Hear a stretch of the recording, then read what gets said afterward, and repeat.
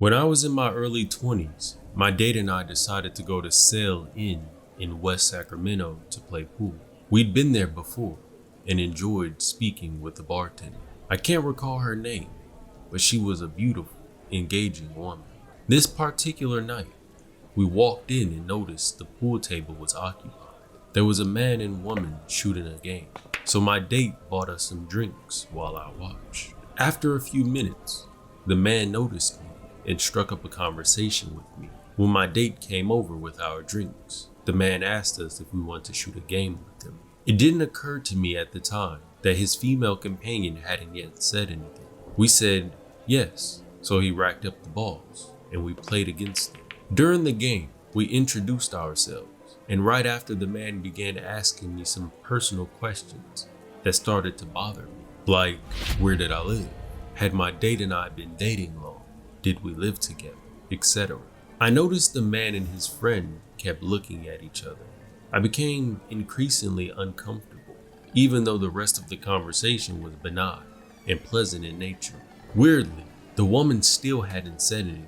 When the game was over, the man asked us if we wanted to leave with him to go to another bar down the street. At first, I didn't say anything.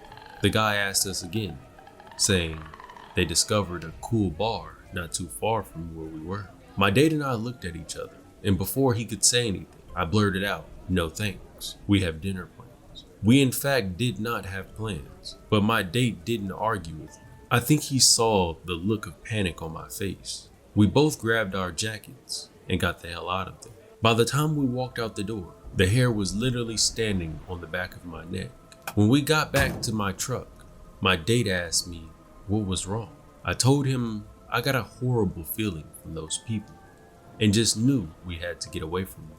I told him it was weird that he asked us to leave with them when he didn't check with his date first. He shrugged and said, "Okay." I think he thought I was crazy. A few days later, when I opened up the afternoon paper, there was an article in there about a woman from the West Sacramento who'd been found murdered. I didn't think anything of it until I got to the page where the article was continued, and the picture of the woman practically leapt off the page at me. It was the beautiful bartender from the Sail Inn.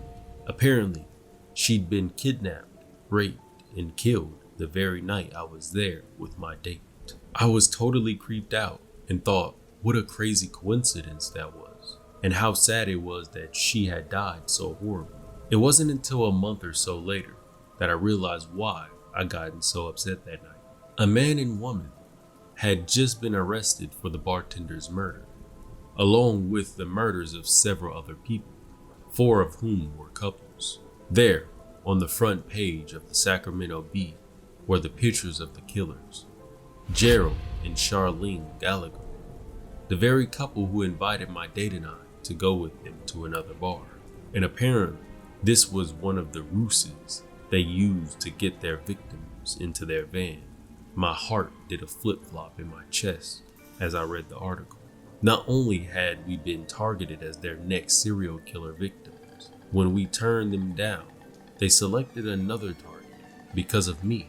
I have lived with both relief and guilt all my life because of this.